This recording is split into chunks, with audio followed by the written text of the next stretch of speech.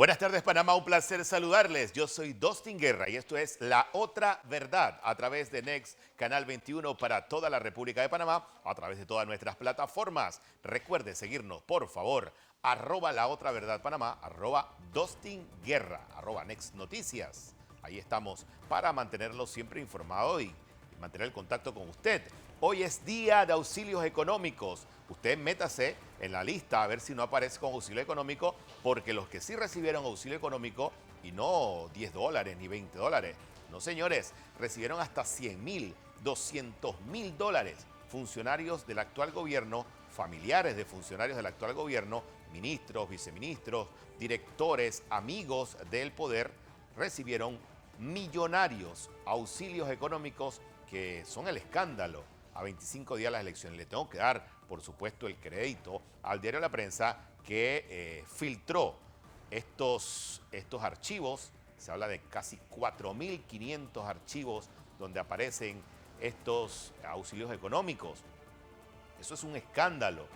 Lo más escandaloso de esto es que se dieron en medio, muchos se dieron obviamente en los últimos años, pero se dieron la mayor cantidad de auxilios, los montos más altos, 200,000, 100,000, 80,000, 50,000, 30, así, como si regalaran pastillas. Se dieron durante la pandemia, cuando usted y yo estábamos encerrados y mucha gente no pudo salir a trabajar y hacía de todo para sobrevivir. Bueno, en ese momento, cuando usted estaba viendo la televisión, comiendo en su casa, tratando de ver cómo resolvía el día a día, bueno, el gobierno PRD estaba dándole auxilios económicos a su gente.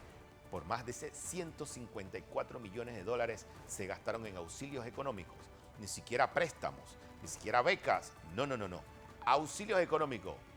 Usted necesita un auxilio económico, usted es el del PRD, usted está llegado al poder, tiene la palanca, aquí tiene sus 40,000, sus 30,000, sus 100,000, sus 200,000 dólares. Vaya a estudiar afuera con el recurso del Estado.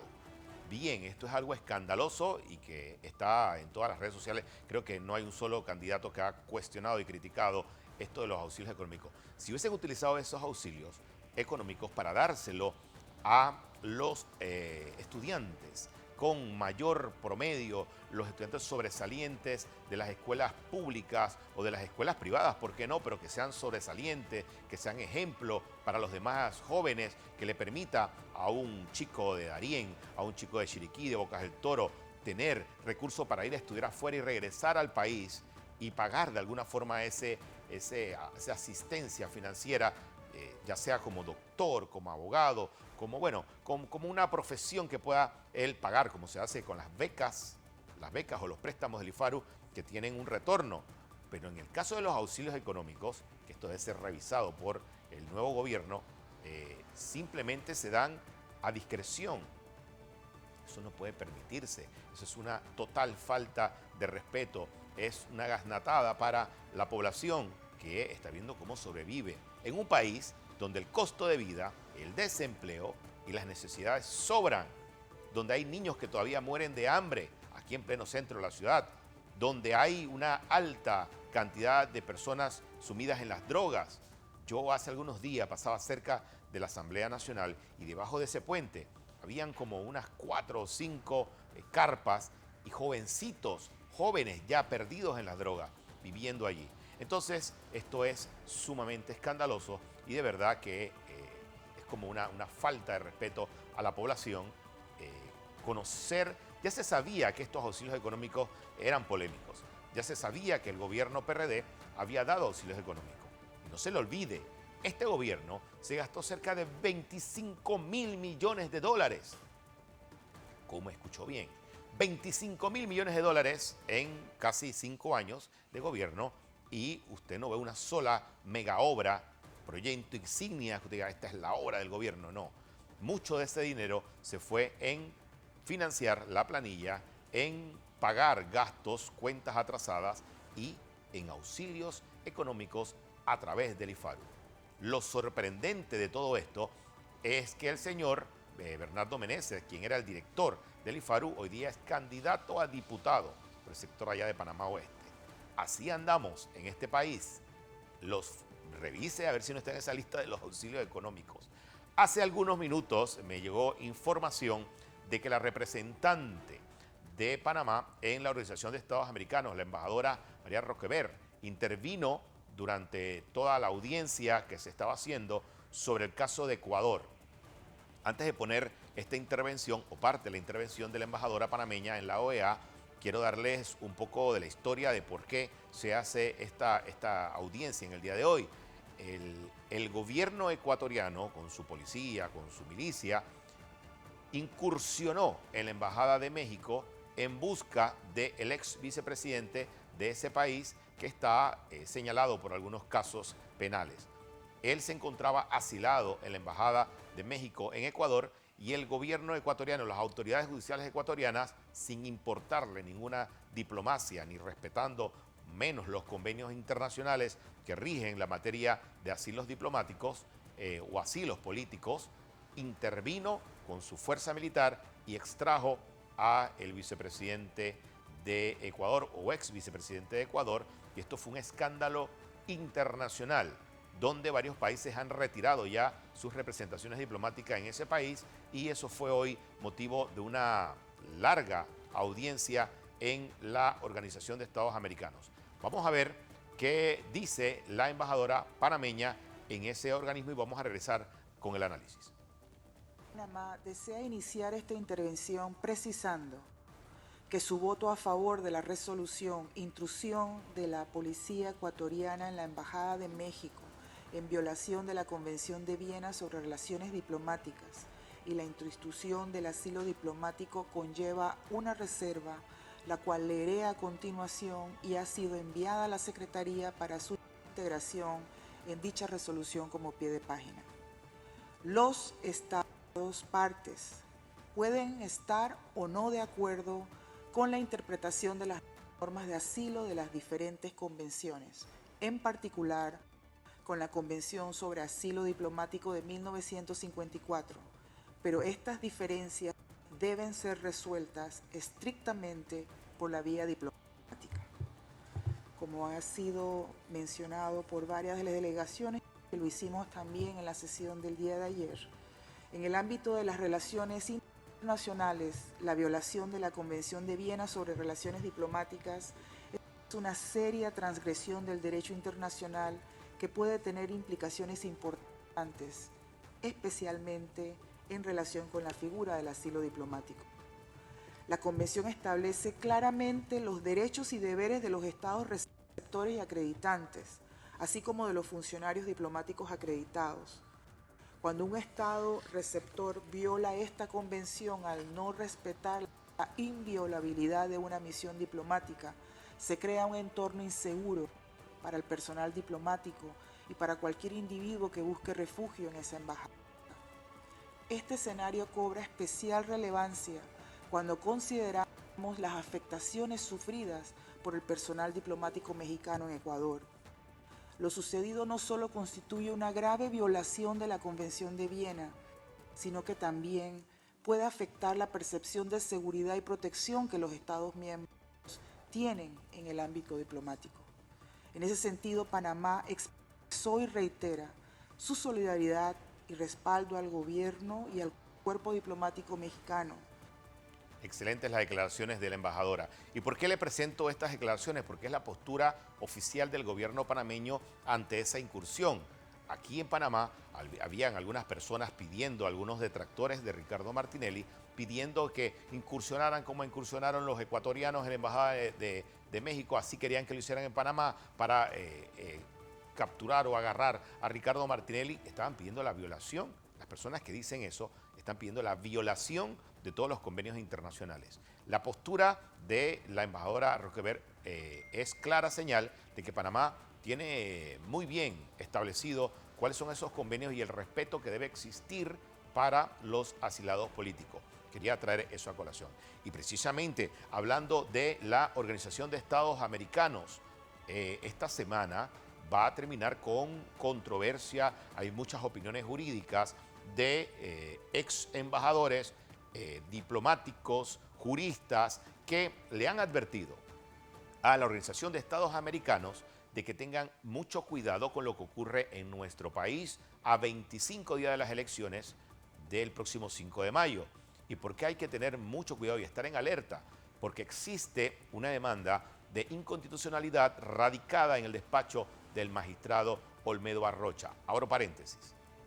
Quiero darle el beneficio de la duda y el beneficio también de la credibilidad del magistrado Olmedo Arrocha para tramitar esa demanda que a criterio de los juristas reconocidos de Panamá no debió siquiera ser admitida esa demanda que busca y pretende considerar como inconstitucional el acuerdo donde el Pleno del Tribunal Electoral, los 3 magistrados del Tribunal Electoral, designan a José Raúl Mulino del partido Realizando Metas y Alianza como el candidato presidencial, luego de que ese mismo Pleno del Tribunal Electoral decide inhabilitar a Ricardo Martinelli, quien era el amplio favorito para ganar las elecciones antes de este proceso de inhabilitación. Todo esto por el caso New Business, todo esto que a usted le hemos contado.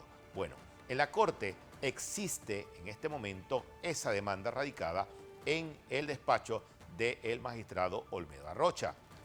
Esta semana ya empezó a correr el término de 10 días hábiles para presentar observaciones jurídicas, comentarios a esa demanda. Se han presentado más de 25 observaciones jurídicas de abogados, de constitucionalistas reconocidos de este país, donde dicen que no es inconstitucional la designación de José Raúl Mulino como candidato a la presidencia de la República. Solo han aparecido 2, si no me equivoco, 3 opiniones que avalan o apoyan la demanda de inconstitucionalidad. Entre esas, una de un ex magistrado enemigo declarado de Ricardo Martinelli, controversial por su desconocimiento del derecho. No lo digo yo, lo dice la historia, cómo manejó. Imagínense que ese fue un magistrado que, actuando como fiscal, decidió actuar sin imputar cargos en un caso contra Ricardo Martinelli. Nunca se les olvide eso. Si nunca imputó cargos y llevó adelante el caso, la audiencia, de forma normal. Eso quedó como un precedente nefasto en la historia jurídica de este país. Bueno, solo hay 3 observaciones negativas o que piden que se reconozca esa demanda como válida. Y hay más de 25, y dice que esta semana van a caer como 10 más, y la próxima semana son como 8 demandas, 8 observaciones más escritos que se anexan a el análisis que deba hacer el magistrado Olmedo Arrocha para entonces elaborar un proyecto de fallo que luego le correrá traslado a los demás magistrados para que cada uno también emita su comentario al respecto. Si algunos sustentarán si están a favor o en contra o razonarán su voto, y esto será parte de este proceso jurídico que se lleva en la Corte Suprema de Justicia. De eso, dependiendo de la decisión que se tome allí, podríamos entonces mantener en alerta a la Organización de Estados Americanos, según la misiva que enviaron los embajadores, diciéndole cuidado porque se está atentando contra la democracia. Yo sostengo, y lo sostengo hasta el 5 de mayo, si esa demanda de inconstitucionalidad procede en la Corte Suprema de Justicia, si recibe el aval de la mayoría de los magistrados, si la presidenta de la Corte Suprema de Justicia no es objetiva sobre esta demanda y empuja e impulsa un proceso de estas características a pocos días de las elecciones, donde pretenden descabezar la alianza de Ricardo Martinelli o del Partido Realizando Metas y Alianza para el 5 de mayo, estaría perjudicando no solo al candidato presidencial que lidera todas las encuestas, que es José Raúl Mulino, por más de 20 puntos porcentuales, sino que también estaría dejando sin candidato presidencial a una gran cantidad de candidatos a diputados, alcaldes, representantes. Hay una opinión jurídica muy valiosa que escuché en horas de la mañana en el noticiero matutino. El doctor Silvio Guerra lo entrevistó Fernando Correa.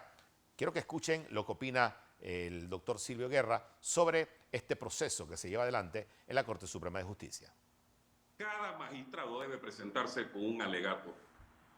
Y yo sé que uno de ellos hizo un salvamento de voto defendiendo en comillas la inconstitucionalidad de esa designación. que también concurra.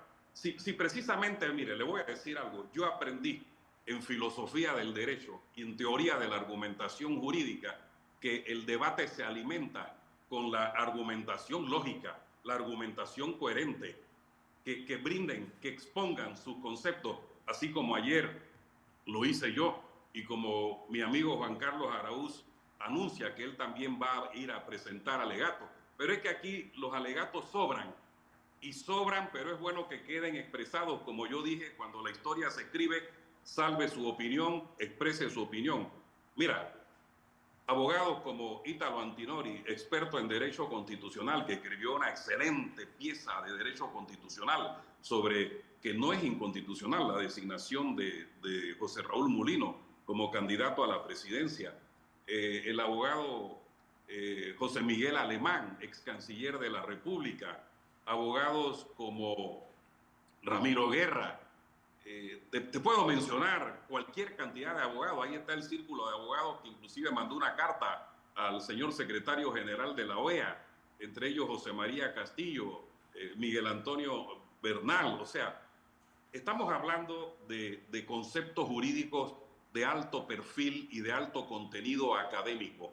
Y yo creo que, repito, deben presentar alegatos.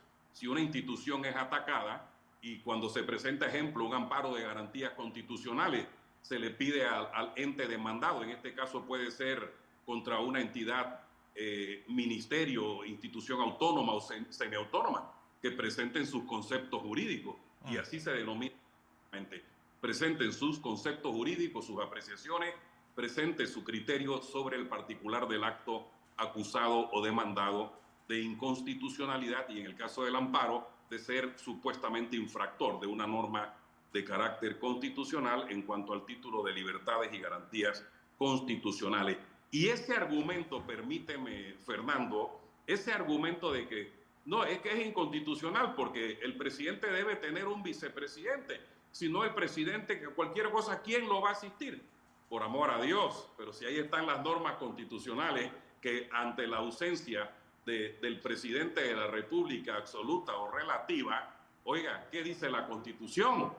Lástima que no tengo la Constitución a la mano, si no te buscaría los artículos precisos, pero ahí, en lo que respecta al órgano ejecutivo, te dice que se elegirá del Consejo de Gabinete quien ocupará el cargo respectivo, así sea de manera provisional o por el resto del periodo, dependiendo del tipo de ausencia absoluta o relativa o provisional del primer mandatario de una nación. De manera que yo le sostuve ayer en mis alegatos a la Honorable Corte Suprema de Justicia que en todo caso lo que sí es inconstitucional, y esta es una tesis que yo he venido señalando y me alegra que ya no pocos colegas se han hecho partidarios o respaldan este criterio, es que lo que sí es inconstitucional es que el Tribunal Electoral, cuando decide al señor Mulino elevarlo a la categoría de candidato, no le dijo, señor, también usted designe quién va a ser el quien lo acompañará en la dupla presidencial.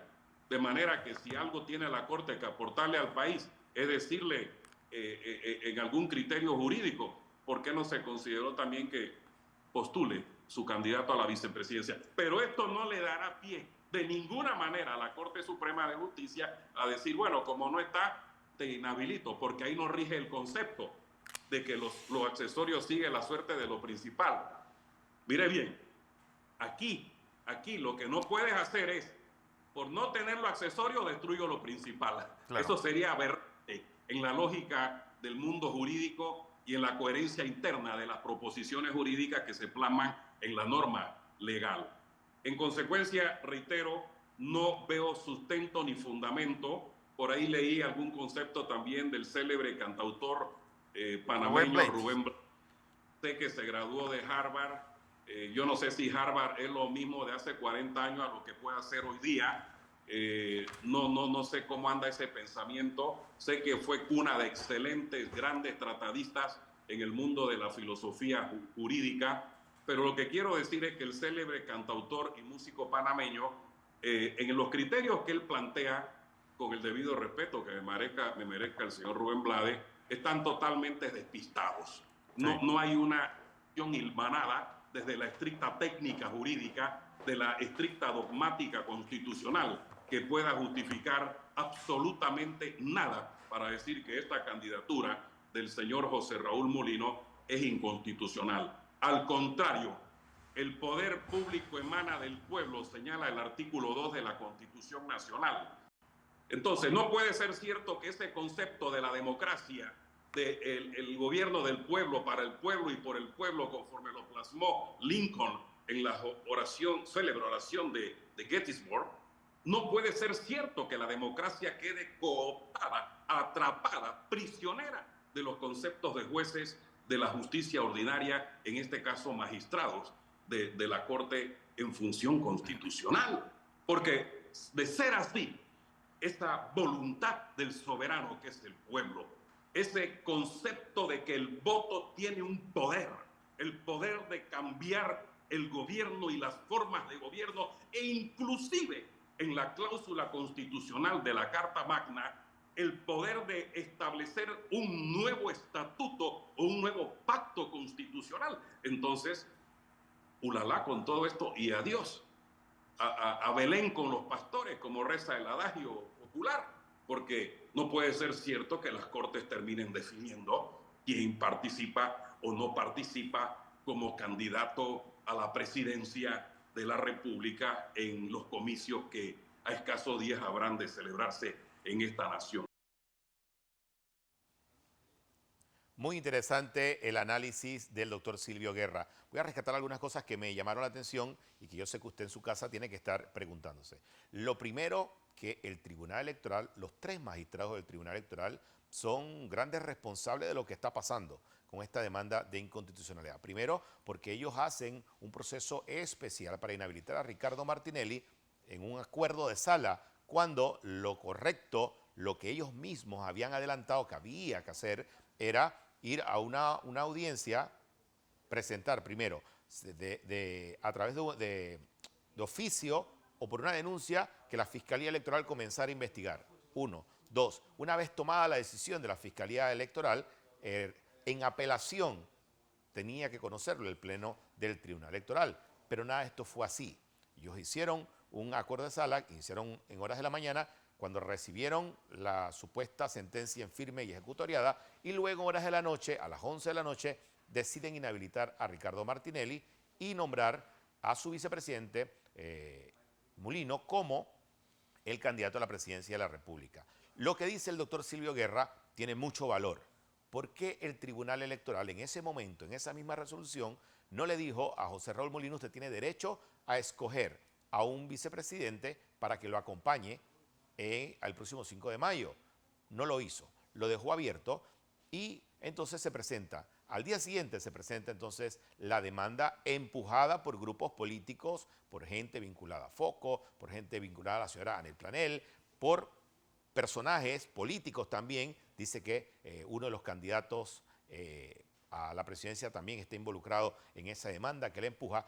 En tiempo récord la recibe la Corte Suprema de Justicia, en tiempo récord la admite el despacho del magistrado Olmeda Rocha, en tiempo récord le han dado traslado para hacer las observaciones jurídicas, y además de eso dicen que están preparando toda una maquinaria para tratar de sacar antes del 5 de mayo el resultado de esta demanda. Quiero hacer otra observación de lo que dijo el doctor Silvio Guerra. El doctor Silvio Guerra advierte de que se va a atentar contra la democracia. No puede ser posible que las elecciones generales se hacen en el país democrático como Panamá, para que los panameños en su mayoría decidan quién va a ser su presidente o su presidenta y quiénes van a ser sus diferentes figuras en puestos de elección, diputados, alcaldes, representantes. No puede ser posible que sea la Corte Suprema de Justicia quien decida quién corre, quién no corre y quién tiene posibilidades o no. No puede ser posible que magistrados de la Corte Suprema de Justicia vayan por encima del poder popular. Eso es lo peligroso de todo esto que está ocurriendo a 25 días de las elecciones. Voy a hacer una pausa para comerciales y voy a regresar con más aquí en este su programa favorito. Por favor, no se vaya, quédese con nosotros. La otra verdad.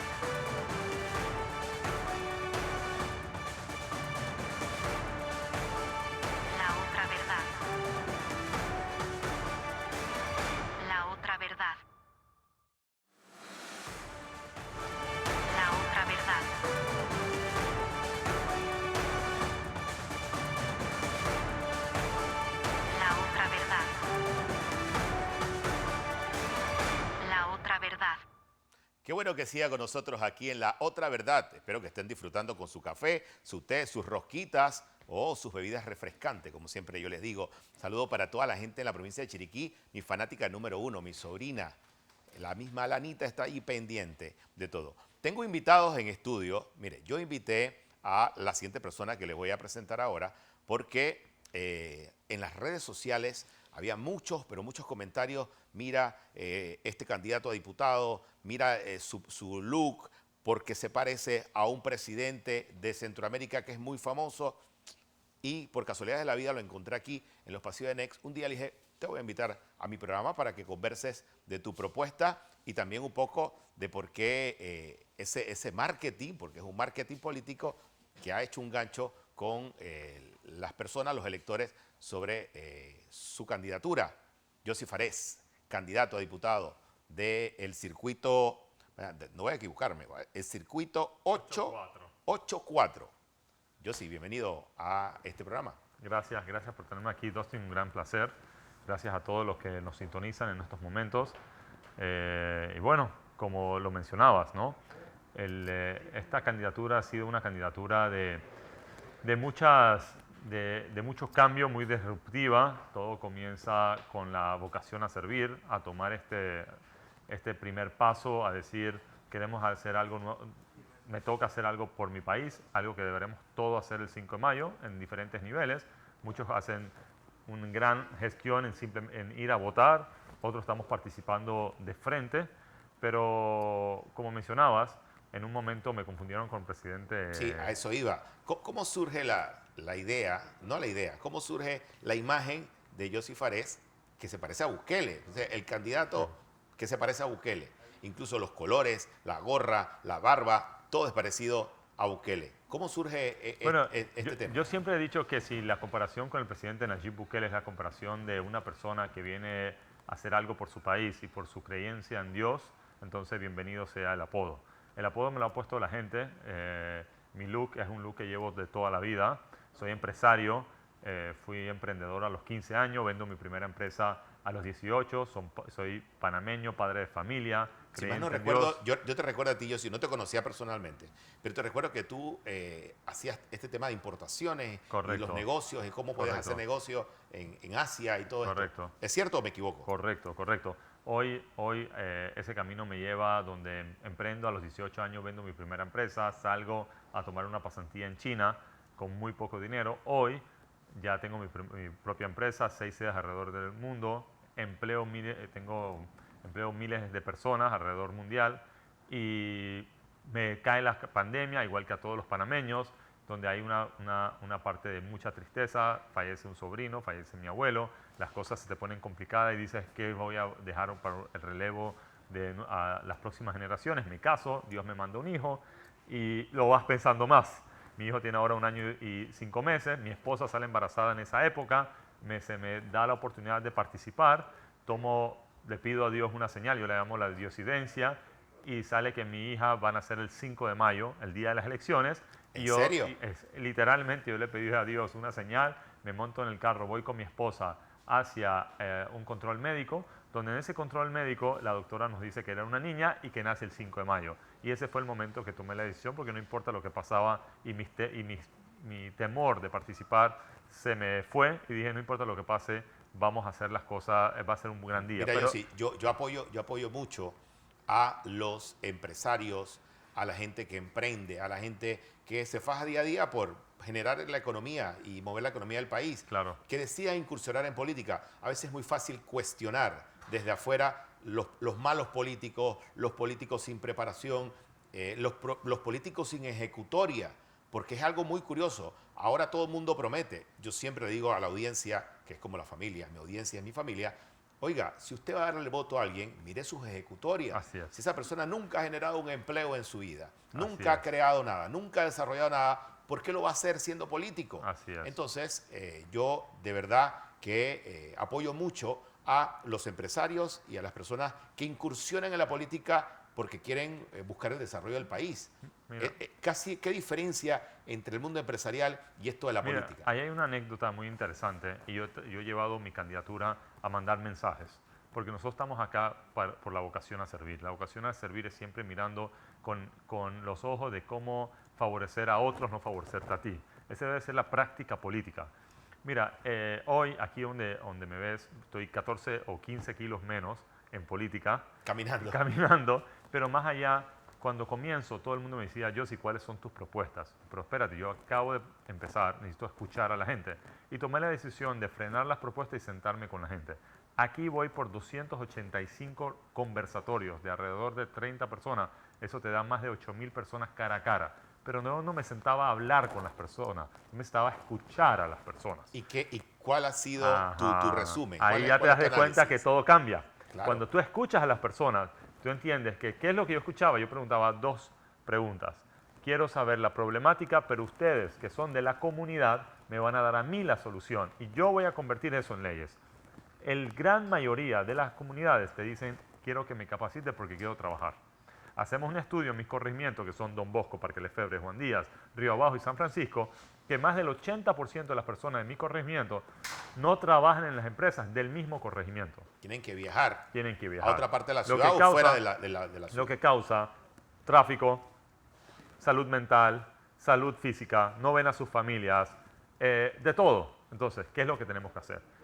Tenemos que dejar que las comunidades trabajen dentro de las comunidades. ¿Y cómo vamos a hacer eso? Centros de capacitaciones técnicos por corregimiento que manejen data entre la empresa privada y los centros de capacitaciones. 1, para que las empresas que quieren hacer crecimiento le pueden pasar la información a los centros de capacitaciones y capacitan a las personas y las preparan.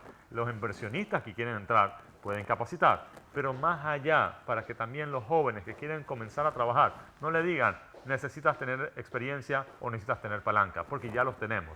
Automáticamente mejoras la calidad de vida de las personas en todos sus aspectos. También que el centro de capacitación ayuda a los emprendedores. Lo primero que cuando alguien te dice emprendedor, ¿qué piensa? Necesito plata. No, antes, dame una capacitación técnica para que yo entienda cómo manejar mi finanza, cómo emprender, qué es lo que se necesita, porque el emprendimiento no es algo que está en el aire, hay una ciencia detrás de eso. Entonces, si nosotros les ayudamos a los emprendedores que en algún momento se vuelvan empresarios, que ya pueden emplear más personas, hacemos que la economía funcione. Dices toda la verdad. En todas partes necesitas tener experiencia para buscar un nivel importante dentro de una empresa.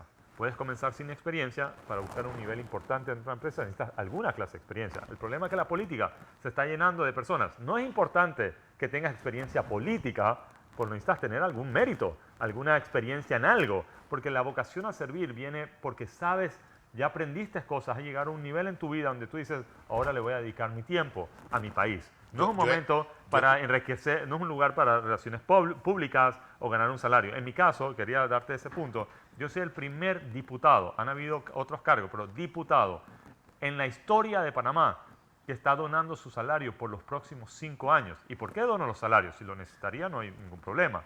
Pero porque quiero sacar del anonimato aquellos empresarios, profesionales, doctores, ingenieros, que no necesitan de la política, que vengan a participar. Los invito a que vengan a participar. Y más allá, tenemos que ya tener una guerra frontal contra la corrupción. ¿Cómo se le va a hacer? Es que no puede haber más hueá vivo. Entonces, tenemos que empezar a tener esa mentalidad de que los foros y las inmunidades y nosotros que representamos al pueblo, tenemos que ser la voz del pueblo. Los diputados somos la voz del pueblo, ¿verdad? Hace algunos días conversaba con un amigo que sabe de política y me decía, mira, Dostin, está pasando algo que los candidatos a diferentes puestos no lo están entendiendo muy bien. Es cómo las redes sociales y el contenido digital ha penetrado en los hogares, en las casas y en el día a día de los electores. Muchos no han entendido eso y todavía están tratando de aplicar esa política tradicional y todo este enredo de tratar de buscar un voto. ¿Cuál ha sido la reacción de la gente, del electorado y las personas que te siguen sobre tu candidatura? ¿Y cuál ha sido tu experiencia en la parte digital? Mira, yo cuando comencé, como te mencioné, comencé ante Dios por la vocación a servir, ante mi familia, mi hijo, decirle a mi hijo que yo hice todo lo posible por mi país, pero hoy lo hago por las 8.000 personas que me han dado la oportunidad. Esa es mi ganancia, la oportunidad de conocer a las personas. Hoy es muy importante el lado digital. Yo hasta en todas mis reuniones le pido a las personas y les digo, síganme en las redes sociales, porque es una manera de estar en contacto. Y más allá, cuando ya, amén, estando en la asamblea, tenemos que seguir con esa transparencia y esa conexión con la gente. Porque hoy las redes sociales juegan un lado directo de qué es lo que está pasando en el día a día y cómo las personas pueden conectar contigo. Pero no podemos olvidar el tacto humano. No podemos mandar redes sociales, crear toda una historia y no entrar al tacto humano. Las personas no son clientelistas. Esa mentira que nos han sembrado para dividirnos como panameños. Yo después de 8.000 personas, aquí nadie me puede decir, sino que las personas panameñas somos trabajadoras, echadas para adelante, noble, humilde, que queremos trabajar, queremos lo mejor para nuestros hijos, no queremos que nos regalen nada. Tenemos que salir de esa mentalidad que todo por un like, todo por un seguidor, lo primero que hacer es se pelean entre ellos, empiezan a hablar de otros candidatos o de los mismos panameños, hablan mal de nuestro propio país, pero ¿cuál es nuestra marca? Mi marca es Panamá, mi pasaporte dice Panamá, mi pasaporte no habla de partidos políticos, mi pasaporte no habla de colores, mi pasaporte no habla de áreas. Esa es nuestra marca. Y si nos va bien, nos va bien a todos. Lo que tenemos que crear esa empatía y por eso es importante caminar, conocer las casas, tocar la puerta, escuchar las inquietudes de los vecinos, sentarnos con ellos, indagar. Y igual el elector tiene que salir de la indiferencia. Mi eslogan es, de la indiferencia a marcar la diferencia. ¿Y cuál indiferencia? La indiferencia política. Hoy estaba en un seminario donde estaba hablando con jóvenes y le decía, a los jóvenes primer votantes, su empresa se llama Panamá y todos el 5 de mayo somos socios de esa empresa y tenemos una acción. Una acción. Nadie te la puede comprar, nadie te la puede quitar. Es tu derecho para poner esa junta directiva que va a gobernar por los 5 años que nos afecta directamente. Entonces, con esa mentalidad debemos salir a votar. Mira, hoy es noticia en todos los medios de comunicación la larga lista de auxilios económicos que dio el actual gobierno. En medio de la pandemia hay familiares y funcionarios del gobierno que recibían miles de dólares mientras la gente estaba quebrada en su casa, sin poder salir, sin empleo, sin oportunidades de crecer, estaban encerrados en sus casas, mientras gente del gobierno recibía millonarios auxilios económicos. Eso es como una falta de respeto a esa gente que tú, imagino, te reúnes y pide oportunidades para estudiar, para trabajar, en medio de una crisis económica. Mira, es muy doloroso. Yo creo que algo que le ha pasado a la política es la distancia. Se ha distanciado el político del pueblo. Muchas veces yo le pregunto a las personas, ¿saben qué hace un diputado? Me dicen hacer leyes, fiscalizar, ver el tema del presupuesto, pero no. La primera función de un diputado es ser la voz del pueblo. Y siendo la voz del pueblo, tú tienes que estar conectado con el pueblo. Yo estoy seguro que esa desconexión que viven los gobiernos en el momento que llegan a ese puesto de mando es lo que causa todo este problema que estamos escuchando. Hoy, en esos momentos, fueron tiempos muy difíciles y es muy triste ver personas pudientes que recibieron auxilios económicos.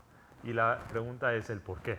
Todos tenemos esa pregunta, más de atacar a cualquiera. ¿Por qué? ¿Por qué una persona que no lo necesita recibe un auxilio económico? Sea del gobierno o no sea del gobierno. Si no lo necesitas, ¿por qué lo estás recibiendo? ¿Por qué hay escuelas que están en una situación muy incómoda? A mí me ha tocado ver escuelas donde hay niños estudiando en el piso. Entonces, ¿por qué esos auxilios económicos millonarios antes de darles para que salgan a otros países, por qué no lo invertimos aquí mismo dentro de nuestro país? Bien, y todavía en pleno centro de la ciudad hay niños que no comen, hay niños que pasan hambre. O Hay se van a sus familias, escuelas con hambre. ajá, ¿Sí? que no tienen ni para los zapatos. Y no muy lejos, aquí cerca. No estás hablando No, sí, de estoy áreas hablando de la ciudad. Sí, de la ciudad. Yo me aquí imagino mismo que cerca. en el recorrido que has hecho en tu Me ha circuito, te ha tocado ver verlo. casos y casos, ¿no? Muchos casos. Pero mira, yo siempre hablo de la oportunidad de mejoras. Las oportunidades de mejoras son reales. Panamá, mientras que los jóvenes están pidiendo trabajar y canchas, significa que vamos un buen camino, porque significa que quieren una vida saludable y quieren trabajar. Entonces, lo que tenemos que hacer es capacitarlos, darle las herramientas, crear una comunidad. Mira que la pandemia también nos enseñó que podemos sobrevivir sin tener muchas cosas. ¿Pero cómo? Se empezó las personas a reinventarse. pero el sistema, ya cuando se va la pandemia, el sistema vuelve y te ahoga en el día a día, pero nadie nos enseña a emprender. ¿Cómo sigo ese emprendimiento? Y vas escuchando de muchos emprendedores que cerraron sus emprendimientos después de las pandemias. La idea no es incentivarlo, porque cada emprendedor pudiera sacar adelante un hogar y más allá, vecinos y amigos, y pudiéramos tener una sociedad que funciona sola. Mira, hay algo importante en el tema del turismo, que a veces me preguntan, escucho muchos diciendo, tenemos que los extranjeros lleguen a Panamá, pero antes de yo querer a otro, me tengo que querer a mí mismo. Tenemos que dejar que los jóvenes puedan emprender en temas turísticos y empezar a incentivar el turismo interno. ¿Por qué no hay un turismo interno? Porque los panameños salimos, cuando ahorramos algo, nos vamos a otros países cercanos. Tenemos que incentivar el turismo interno, darle las herramientas a los turistas, tal vez crearle una ley que le podamos dar un descuento especial en temporadas bajas, que el panameño pueda ir a descubrir su propio país. Cuando empecemos nosotros a pensar en oportunidad de mejora, en vez de siempre criticar los problemas, yo creo que vamos a tener un país muy diferente muy rápido. Muy bien, Josy Fares, candidato a diputado aquí en este programa. Yo sé que mucha gente está ahí apuntando y entendiendo el mensaje. Me parece excelente. Hay que apoyar a los nuevos políticos que vienen a incursionar con medidas también novedosas, no con la misma receta. Hay que incursionar en la política dándole al electorado y a los panameños unas nuevas opciones de cómo salir adelante en medio de la situación económica que vive el país. Muchas gracias, Josy, por estar acá. Gracias a ti, Dustin. En los estudios de Next. Hacemos una pausa y volvemos con la parte final de este programa. Por favor, quédese con nosotros. La otra verdad.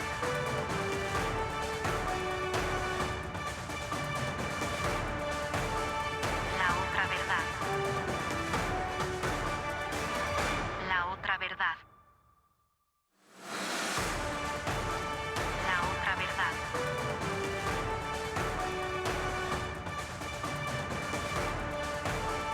La otra verdad. La otra verdad.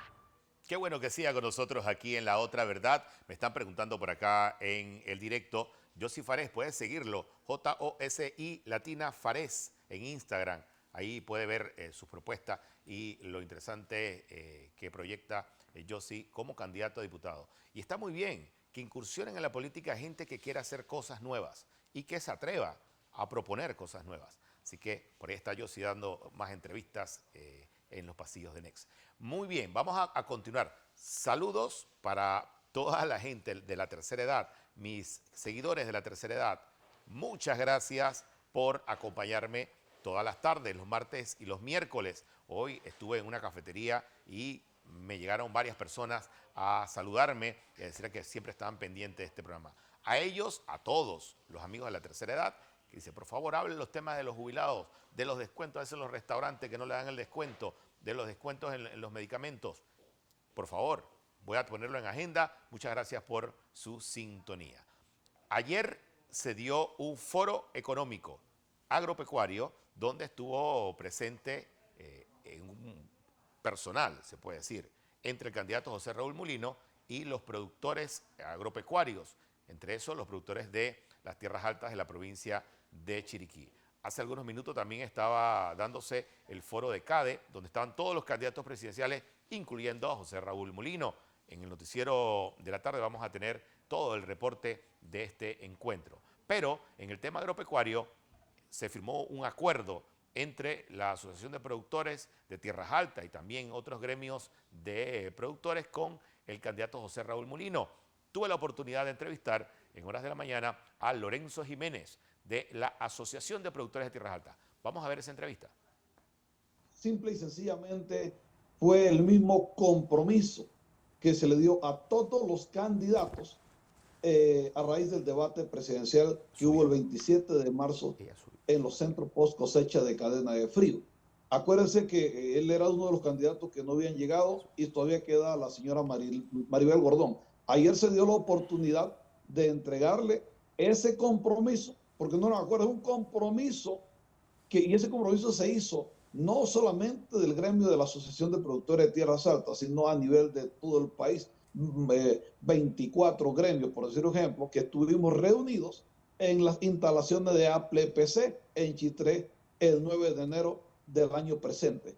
¿Qué contempla? Es lo que es la política agroalimentaria de Estado. Eso fue producto del debate anterior. Queremos que la producción, queremos que el sector, que en este quinquenio y en el otro, sea una actividad que debe ser permanente y no sea como las olas del mar, que cada vez que venga un gobierno, quita esto, viene el otro, lo repone. Esto sencillamente es lo que ha acabado el sector a raíz de los años. Siempre se dice que el sector agropecuario, así como la educación, así como la salud, debería tener políticas de Estado, o sea, que trascienden los 5 años de gobierno de cualquier partido político o cualquier presidente. En el caso del sector agropecuario, ¿cuáles son los puntos sensitivos que va a tener que enfrentar el próximo gobierno? Lorenzo, usted que está de cerca de cada uno de esos problemas. Bueno, definitivamente, el primer cuello de botella que va a tener que enfrentar el gobierno que gane es que, por ejemplo, adecuar a las instituciones del Estado que tienen que ver con lo que es la producción. Y voy a poner un ejemplo, que no es la única. Por ejemplo, el BDA. Uno pide un préstamo y por lo regular ese préstamo llega de manera inoportuna e insuficiente. Inoportuna porque llega cuando ya el producto está de cosecha, y si el producto hubiera estado de cosecha de la manera que el productor le esperaba, no es así, sino que no da lo esperado precisamente porque no llegó, el crédito no llegó, no se le pudo tirar los insumos, los fertilizantes en el momento adecuado, y por eso que más bien llega una deuda al productor.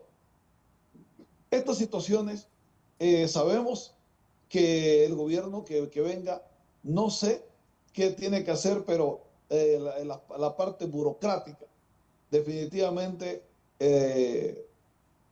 a ver qué hilo, cómo hila esta situación, porque reconocemos que más que todo por la situación de la costumbre, cuando la costumbre se hace en un sistema a veces se hace difícil, pero precisamente eso está en el compromiso que se pactó.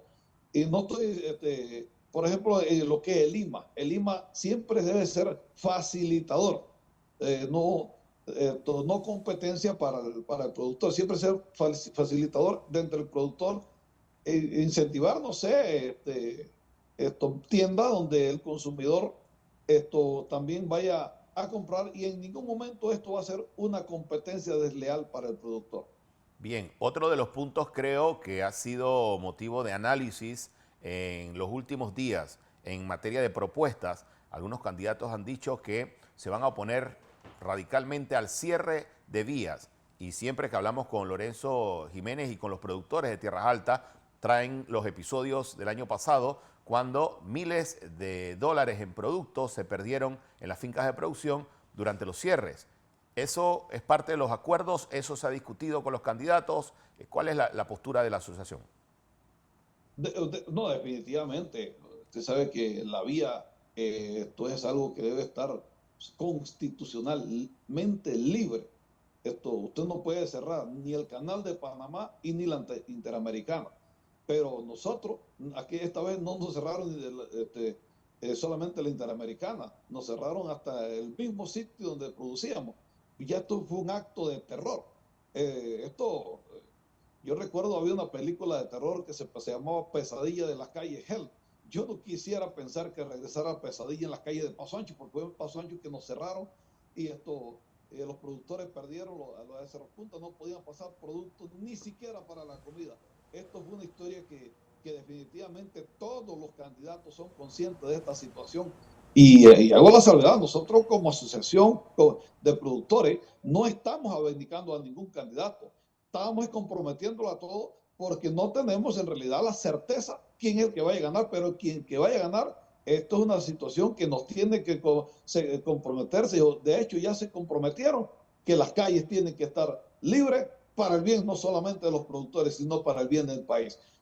No quiero decir que si un gobierno haga un desacierto no haya derecho a protesta, porque es un derecho que no se puede quitar, pero hay miles de formas de protestar, pero menos afectar a terceros.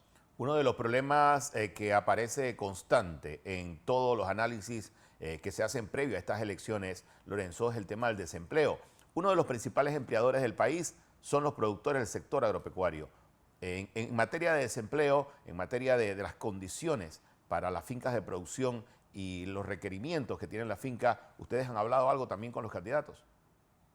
Bueno, es que definitivamente todo eso está contemplado en la política agroalimentaria de Estado, en el PAES.